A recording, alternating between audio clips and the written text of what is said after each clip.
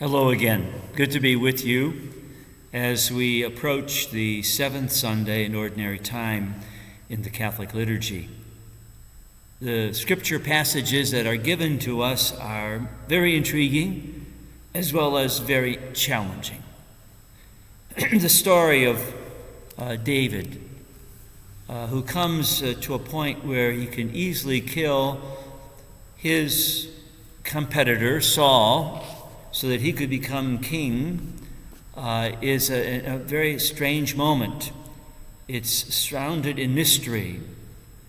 How could King David and his fellow soldiers walk into a camp while everyone else is asleep? It's almost mysterious. How could they be so in deep of sleep that they wouldn't know somebody was walking around their campgrounds? And they were in the military formation. Saul's was the military formation, David's was the military formation, and yet they come to this moment when he literally could actually assassinate and kill Saul, and he stops. And he says to his aide, I'm not going to, Abishai is his name, I'm not going to harm him because he's the anointed of the Lord. I got to leave it up to God. I can't do anything anymore. He has to be left untouched. Of course, I think Abishai and the other soldiers are like, what's wrong with this guy? He's got this opportunity to kill this person, get rid of him, and he won't. So it's an interesting and startling story. He actually taunts Saul later on in the passage, where he says to him, he calls out Saul to his aide, Abner. He says, look, Abner, hey, we got his sword, we got his staff, we got his this and that. Weren't you protecting your master? So it's really a mysterious one that, in a very real sense, gives a meaning to the passage from the gospel, a challenging gospel. A challenging gospel. I remember I was speaking to a group of people that were not Christians, and I said to them that the Christian identity is found in Jesus' teaching and life. It's very important.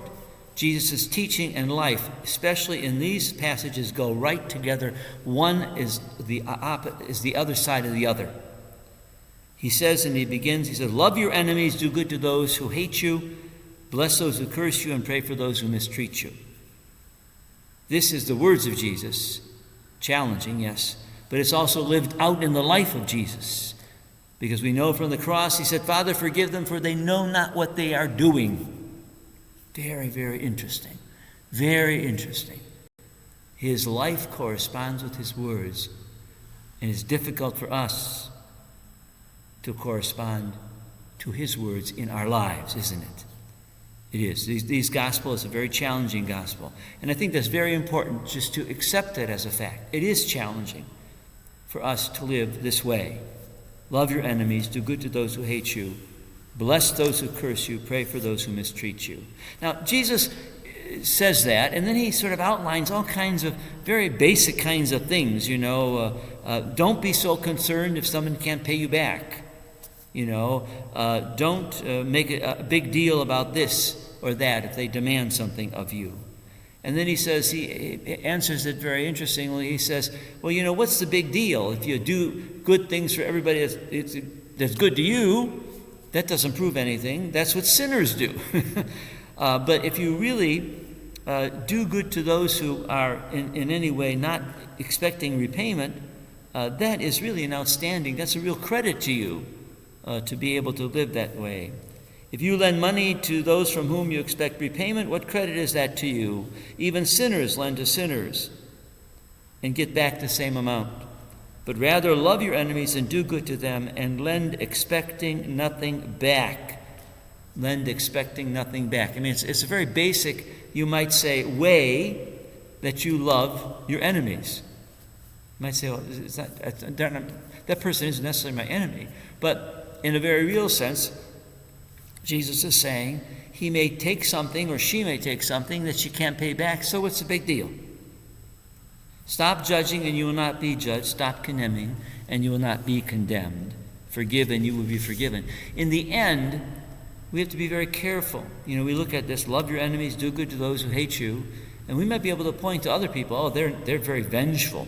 They really don't take this seriously. They're not living the Christian life. And Jesus almost answers that by saying, you know, forgiveness has to be then part of it. Your forgiveness even to them. For the measure with which you measure will in return be measured back to you. For the measure with which you measure will in return be measured out to you. You know, you think about that. If you're holding a cup as opposed to a third of a cup of a measuring thing. And that's what Jesus is saying. Measure out mercy.